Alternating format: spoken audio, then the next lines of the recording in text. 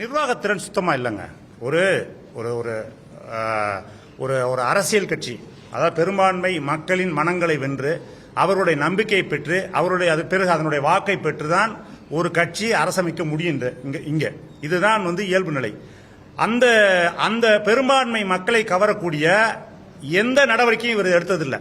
தேர்தல் காலங்களில் கரெக்டா பாத்தீங்கன்னா தேர்தல் சரியாக தேர்தல் 10 நாள் இருக்குன்னா 10 நாளைக்கு முன்னாடி என்னத்தையாவது பேசி தான் ஒரு விவாத பொருளாகணும். தமிழ்நாட்டில் தன்னை எல்லாரும் பேசிக்கிட்டே இருக்கணும்.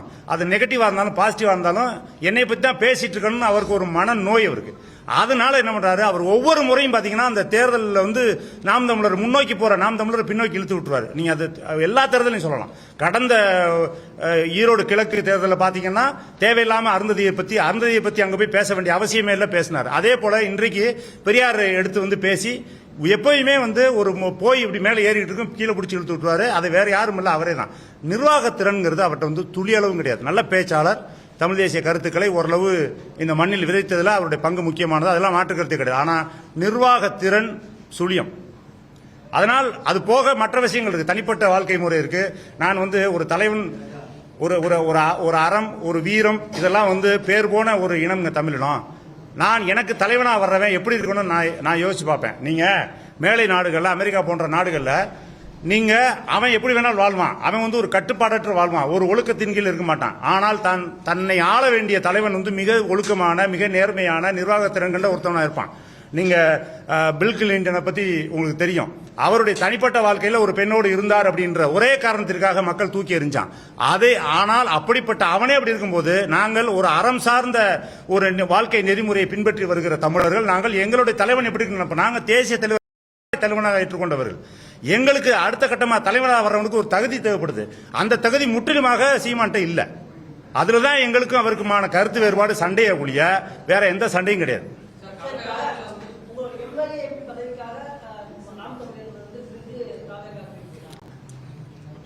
இல்ல நான் எம்எல்ஏ எம்பி பதவிக்காக எதுக்குங்க தாவேக்காக நாங்க போகணும்? நாங்க திமுக அதிமுக போயிடலாமேங்க. இல்ல எதுக்கு அதிகாரம்ங்கிறது பொறுப்பு. அதிகாரம்ங்கிறது மக்கள் பிரதிநிதியாக சட்டமன்றத்துக்குள்ள போறதா. நாங்க பாராளுமன்றத்தில் போய் குரல் கொடுப்போம். இப்ப 20 ஆண்டு கழிச்சு 25 இல்லங்க, நாம் தமிழர் வெல்லாதுங்க. அது வெல்ல கிடையாது. நாம் தமிழர் வெல்றதுக்கான வாய்ப்பே அவர்கிட்ட அங்க இல்ல.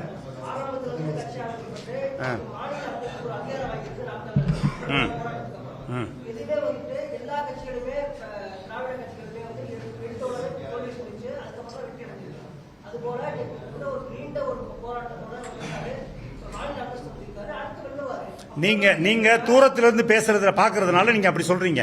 தூரத்திலிருந்து நாம் தமிழரையும் சீமானையும் நீங்க பாக்குறீங்க, அதனால இந்த கருத்து சொல்றீங்க. நான் பக்கத்துல இருந்து பாக்குறேன். இந்நேரம் 20-25 விழுக்காடை தாண்டி வந்திருக்க வேண்டிய கட்சின்னு நான் சொல்றேன். இந்த 8 விழுக்காடுங்கிறதே ரொம்ப கீழான தோல்வின்னு நான் சொல்றேன். 8 விழுக்காடுங்கிறது நீங்க வெற்றியா பாக்குறீங்க, என்னுடைய பார்வையில் நான் தோல்வின்னு சொல்றேன்.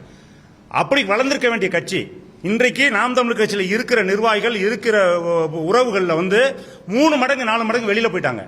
அதற்கு யார் பொறுப்பு? யாராவது கூப்பிட்டு வச்சு நீங்க பேச, இது வரைக்கும் நீங்க எவ்வளவு பேர் நீங்க பத்திரிகை ஊடகங்களை சந்திச்சிருக்காங்க, நீங்க பாத்தீங்கன்னா தெரியும். முழுக்க நீங்க எல்லாருமே பாக்குறாங்க, இது தனி ஆளா ஒத்தையாளா கத்தி 8% வாங்கிட்டாரு, அங்கீகாரம் பெற்றாரு. இது தோல்வி. ஒற்றையாளா அவர் கத்தல. அதுக்கு பின்னாடி 1 லட்சம் பல லட்சம் தம்பிகளுடைய உழைப்பு இருக்கு, பொருளாதாரம் இருக்கு, சொந்த வாழ்க்கை இருக்கு. பொண்டாட்டியை பறி கொடுத்தவர் இருக்கான், புள்ள குட்டியில பறி கொடுத்தவர் இருக்கான். கட்சி காசை தூக்கிட்டு போராட்டத்துக்கு போகும்போது பொண்டாட்டி தற்கொலை பண்ணி செத்த எத்தனை தம்பிமார்கள் இருக்காங்க தெரியுமா? ஒற்றையாள கிடையாது. இத்தனை லட்சம் பேர் உழைப்புல உருவான அந்த கட்சி. ஆனா அந்த உழைப்பை, அந்த பொருளாதாரத்தை, செலவழிச்ச பொருளாதாரத்தை உருப்படி ஆக்கி நேரம் அவர் அதிகாரத்தை நோக்கி வந்திருந்தாருன்னா நாங்க காலடியில் கடந்திருப்போம் அவர்கிட்ட. ஆனா அவருடைய தன்னுடைய சொந்த வாழ்க்கையை, தன்னுடைய பொருளாதாரத்தை, அதன் மூலமா வரக்கூடிய பொருளாதாரத்தை தன்னுடைய சொந்த வாழ்க்கைக்கு பயன்படுத்திட்டாரு ஒழிய, இன்னைக்கும் கூட தேர்தல் காலகட்டத்தில் அவர் வாங்குற பணங்களை அந்த சம்பந்தப்பட்ட வேட்பாளர்களுக்கு கொடுத்து அவருக்கு ஊக்குவிச்சிருந்தாருன்னா கூட நாங்க அமைதியா இருப்போம். ஆனா தனிப்பட்ட முறையில் அவருடைய சொந்த வாழ்க்கையை மேம்படுத்திக் கொள்வதற்கு மட்டுமே இந்த கட்சியை பயன்படுத்துறாரு. தான் அப்படிங்கிற அகங்காரம், தான் மட்டும்தான் இந்த அறிவாளி, தான் மட்டும்தான் என்னை தாட்டிலும் ஒருத்தன் இந்த மண்ணில் கிடையாது பேசுறதுக்கு அப்படிங்கிற ஒரு திமிரு அவருக்கு எப்பவுமே இருக்கு. இது ஒரு வெல்ல போற அரசியல் கட்சி தலைவனுக்கான தகுதியே கிடையாது. அப்படி இருந்தா வெல்ல முடியாது.